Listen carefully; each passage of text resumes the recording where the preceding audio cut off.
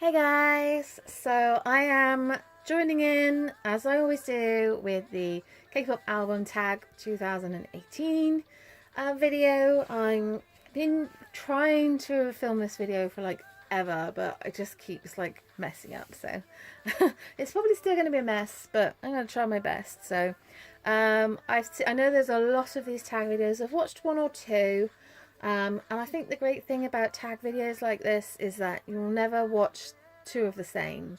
Everyone's answers are always going to be different, so yes. But I kind of put together all my favourite releases of 2018. These are kind of what I kind of want to talk about, and there's probably no surprises. I think whoever your bias groups are kind of what you lean towards. So this tag originates from Randomly 2011, so a big shout out to her. And there are a load of questions. I'm not sure if I'm going to answer all the questions, but I'll try and answer as many as I can. So the first, and I'm just going to kind of point to everything, so rather than picking it up. I'm going to try to anyway. So favourite K-pop album of 2018. So I have three that I kind of want to talk about. The three albums that I listen to the most, which is going to come as zero surprise to you. And that is obviously BTS's Answer, Seungri's solo album, The Great Seungri, and Icon's, this one, I don't know why I was pointing over there, Return. These three albums are kind of like the ones I listen to the most. I'm so freaking impressed with all three of them.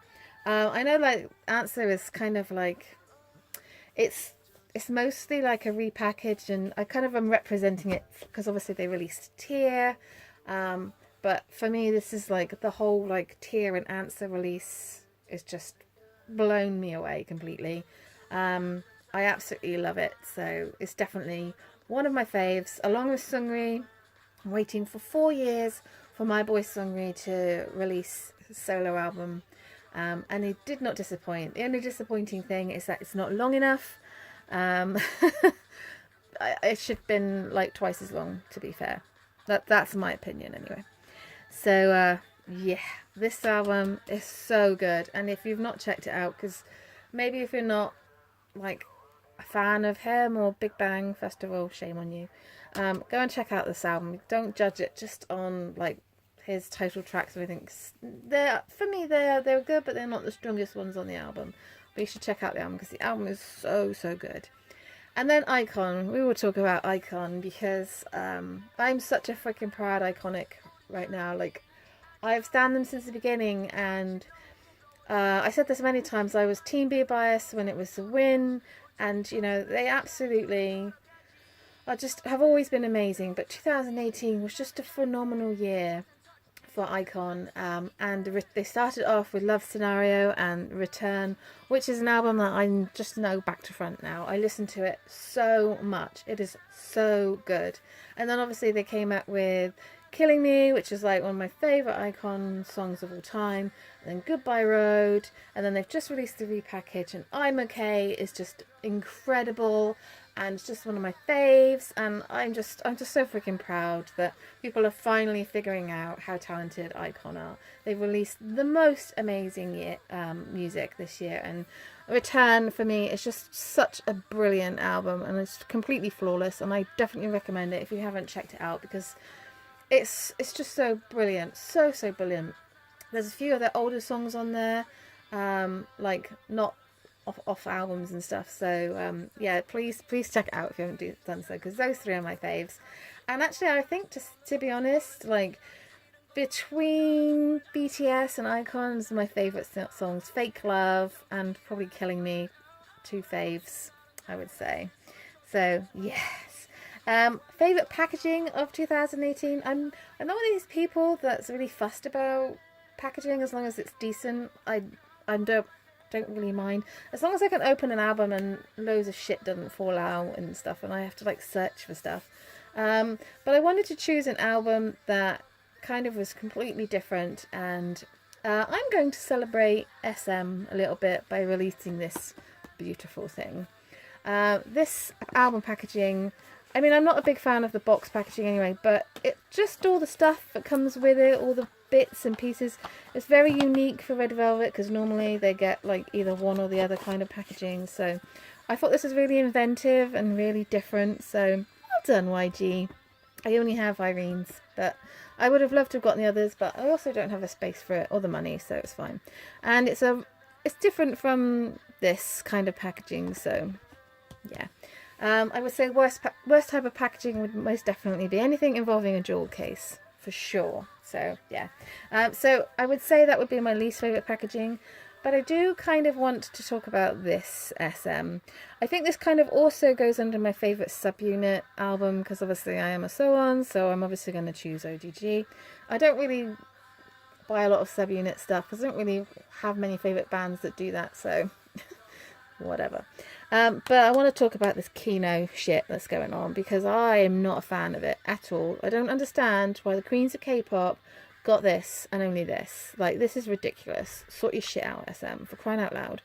I don't understand why there wasn't a physical release. This is stupid and does not work on my phone, and don't ever do it again. I hate Kino albums so much. Brr. So yeah, I think I've kind of answered like my least favourite one. Then we go to my male and female rookies. So I've only picked up one male and one female rookie group this year, and this comes as no surprise. But for the girls, it is Idol, and for the boys, it is Stray Kids. For Idol, like, I'm so excited for this group, and also a bit worried because they're on Cube. I don't really trust Cube these days. I didn't trust them before Cube, before the Hyuna and like scandal, but like I was a fan of 4 Minute, and I've never really gotten over what they did to 4 Minute. But yeah, I really hope these girls are going to be okay because they're so talented and I absolutely love them. And Stray Kids again, they're off JYP and they are so amazing. They have so much control over their own music, which is so rare for JYP artists. So I know Day6 do as well, so it's not that rare, but it's still really impressive for rookies. So yeah, they are my favourite boy and girl group. I really loved Han. It's one of my favourite songs of the year. And you know what, I'm not a big fan of sometimes of Stray Kids like lead singles, but their albums collectively are so solid and so good. So yes, and Changbin, who is my bias, is just like one of the most talented rappers in K-pop. He's so brilliant. So yeah. So that's my me rookies. For male and female solos, I don't really buy solo albums, but if I had to choose, it would be Seungri, obviously, because he's my boy. And for female, I would say maybe Jennie, just because, from Blackpink, just because I love solo so much. I wish it was an actual like mini album or an album, but it just wasn't, so it's whatever. But like I don't really do solos, so that would be my answers for that. And then album that surprised me, and I'm gonna go with SHINee. I don't actually have the album with all of them collected, but I've got the first 3. It really surprised me, just because I don't really know what I was expecting of the 4 members of SHINee in 2018, but I was not expecting them to release the stuff that they released. Like, the quality of music, which they've always released the quality of music, but after Donghyun passing away, like, who knew that they were going to, you know, I mean, I suppose it could have gone either way, but I'm so incredibly proud of them. They have actually just blown everybody away, haven't they? They've had the most amazing first year, I guess. Music-wise, you know, they've had their solo stuff, which I am really behind on. But I absolutely love the album, and I think it's one of my favourites of 2018 also, although I didn't include it because I've already like picked up 3. So, and all of these albums are like my favourites of 2018. So I also want to sort of say about my favourite non-Korean release. I don't have a physical release, but Taemin's solo stuff, Korean-wise, is always brilliant. But his Japanese stuff is my fave, and I don't have his album yet, but I will do. So I would choose Taemin as my Japanese or my non-Korean ones. So yeah, album that could have been better. I really struggle with this one because I'm not like unimpressed with any of the music of 2018. I would say that it would only be down to like, it's never like the quality of music. I don't own anything that I'm like, oh, okay, I've been waiting for that. I love all of his songs. I think it would just be, they could have released more. Like, you wait like a long time for something like Blackpink's Korean debut. You know, there's only 4 songs on here, and I mean, it could have been better. The amount of tracks I've said about Sungri as well. His stuff is never long enough for me because I am biased, but yeah. And then I think there's one on here about a rock group, and I think if you're familiar with me and my channel, you will know that I am going to choose FT Island. Their What If. I've been a prima donna for a very long time, and I absolutely love them to pieces, and I would always recommend FT Island to anybody. They're over there. I think Hongi's got one of the best voices, not just in K-pop, but in the world, and they never fail to impress me. So they're most definitely my favourite rock groups. I don't really stand a lot of rock groups now. I mean, I do like Day 6. I don't really listen to them as much as I should do. I think I'm scared of falling for another group, but I'm sure you're probably all going to tell me off in the comments for that, so I'm going to move on. And then what else do we have? I think there was like a temporary group album, but I don't do temporary groups. And photo books, I'm not really that fussed about photo books. I think they're all lovely and beautiful. So I'm not really going to cover that one. The only thing I will cover is a recommendation. So a random album recommendation. So I'm going to recommend a few things. So let's talk about Monster X first. So if you are not standing Monster X, then you are doing K-pop wrong. Like, seriously, you are doing K-pop wrong. You need to check them out. They released these 2 albums last year, and like, their stuff is just amazing. I always say this, don't ever, oh my god, calm down, Kate, I get really angry. I don't ever rate a group based on like their solo single, they're like standalone singles. You know, you need to listen to albums. So Monster X, if they're a group that you're kind of like, yeah, maybe I'll check them out one day, check them out. They are so good. Their albums are just completely flawless. I also want to mention Mamamoo, who I think released like 3 albums last year. And I have Blues there, but they released Yellow Flower and Red Moon as well, and like, the quality of their music is exceptional, so I would definitely recommend checking out Mamamoo.